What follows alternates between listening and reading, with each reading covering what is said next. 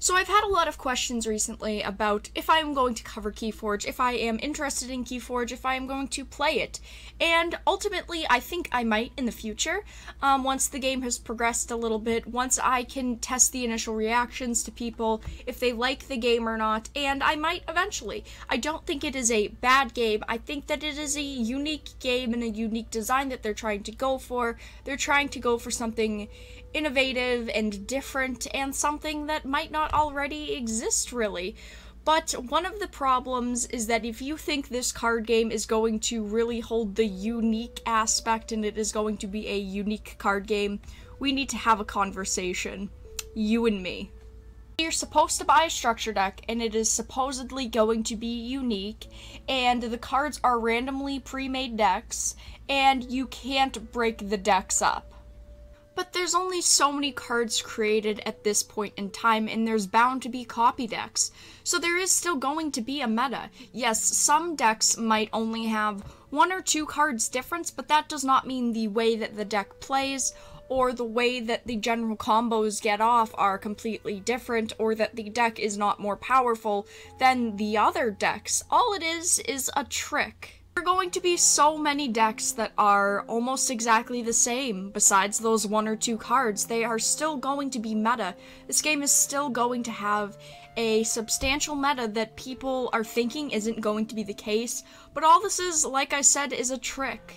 So you have to hope that you might buy a display of decks, you might buy 6 or 8 decks, and you might pull the deck that you want, and if you don't, you are going to have to purchase 4 because you buy the $10 booster that gives you a full pre-made deck. But if you don't get the one you want, you have to continue purchasing and continue purchasing, or you could initially buy it offline from other sellers, from third-party sellers that happen to have opened it maybe in 1 or 2 boosters.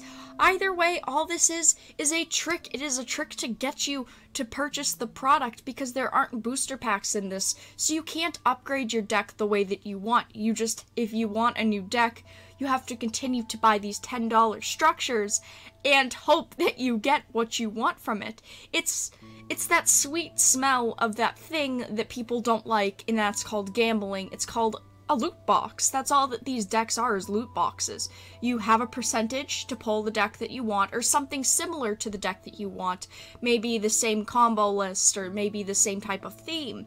And then you still have to purchase more of them if you don't. It's that sweet smell of gambling. It's that sweet smell of loot boxes. You have a 1 in 80 chance to pull what you want, and if you don't pull it, you have to just go back and purchase more.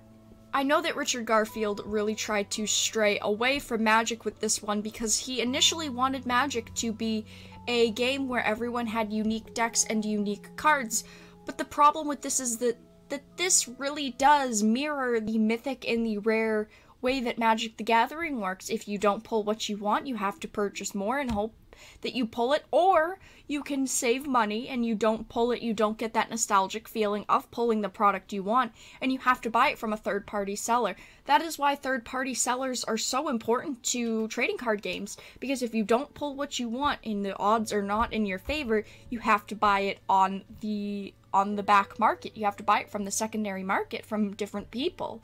And that is a problem that all trading card games have, but I feel like this one in particular is really going to have a problem with, because it's not buying cards. It's not, well, you know, I'll substitute this card for this card, I'll do what I want with this. It's that all of the decks are unique. And yes, like I said, a lot of them will be unique, but they all have the same combos. So everyone is already going to have this idea in their head that one deck is better than another, and that they're going to want that deck, so they have to initially gamble or purchase from other sellers. And I do know a big appeal with this game for a lot of people, Magic fans and non-Magic fans, trading card game fans in general.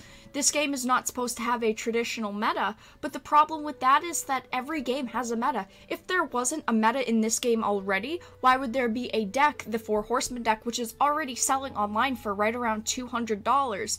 It's because there might be 1 or 2 cards difference, but overall, the deck is still the deck. All of these decks, like all of, say, the Four Horsemen decks, still come with all of the main combo cards. It it still is a great deck, and it still is a deck that beats out other decks. Say a $10 deck that someone is selling on eBay. It's obviously a very big power level difference, and that is very prominent in KeyForge. Power levels are still a thing, and it's maybe even something that's worse than other card games, because they're trying to tell you there's not a meta when there is a meta, and they have been very unclear with how the bannings of decks are going to go.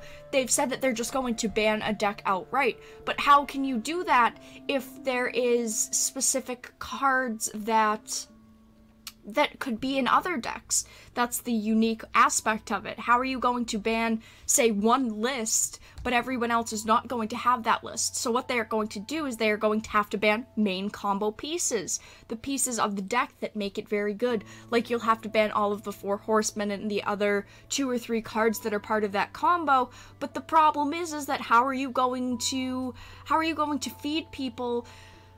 How are people going to be happy with that when they had just tried to get this deck for so long and they can't play any of the cards in their deck anymore? That's going to be a very big problem with people purchasing and even selling online, because you can't split the cards up, so you have to practically just throw away the whole deck because none of it's going to be useful now.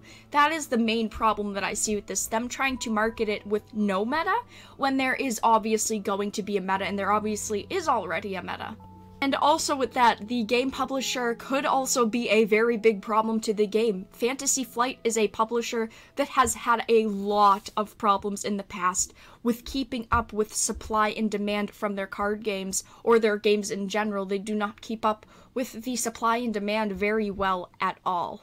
First off, their products are only available through one distributor, which does cause a lot of problems for local game stores opening up an account for one specific product. So that already narrows down a ton of game stores from selling it, because they're not going to open up one specific account just for one game itself.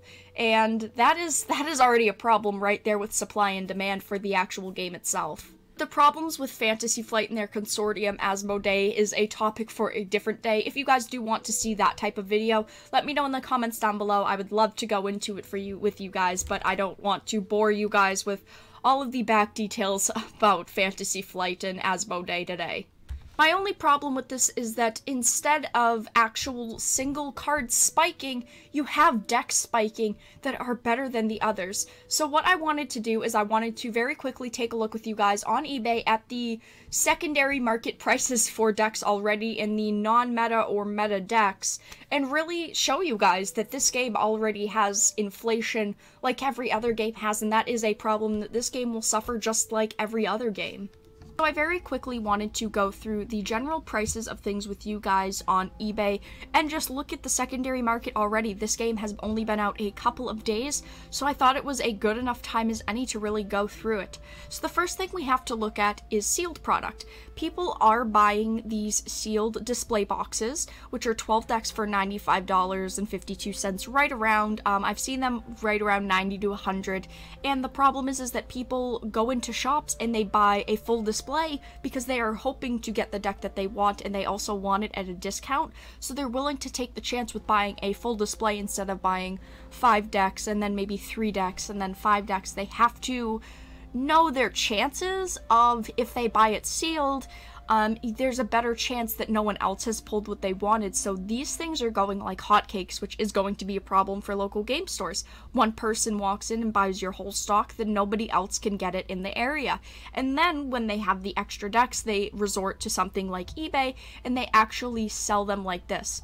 So let's take a look at the 4 Horsemen deck, because this is one of the ones that is very big, and it is one of the top quote-unquote meta decks that a lot of people really want, and that is where a lot of the hyperinflation comes in for KeyForge already after only being released for a couple of days.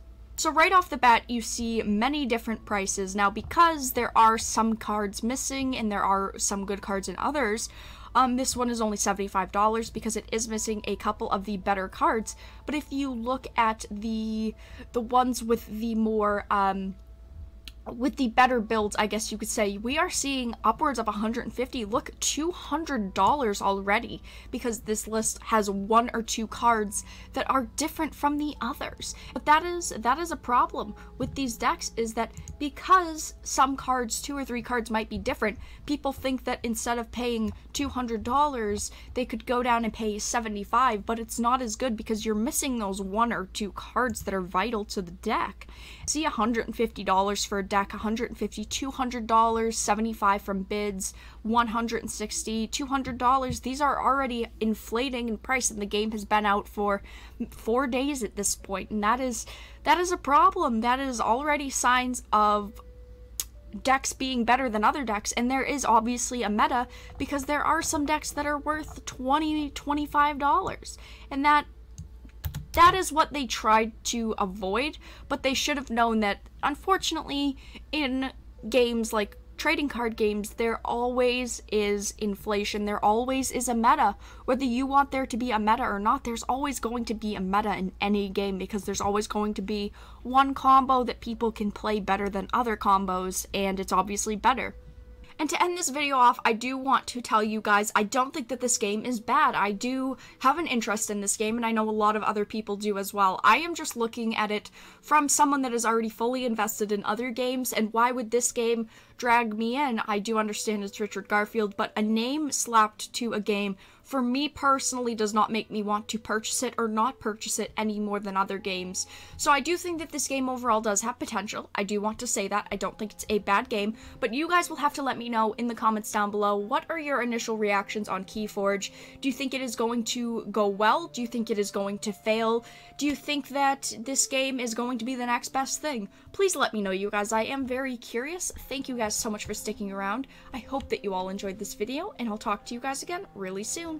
Hey there, thank you so much for sticking around until the end of the video. You should click that subscribe button, and there are plenty of ways to show support to the channel, such as following me on Twitter, joining the Dark Titans Discord server, or even chipping in on Patreon and becoming a Dark Titan yourself. I'll see you all in the next video.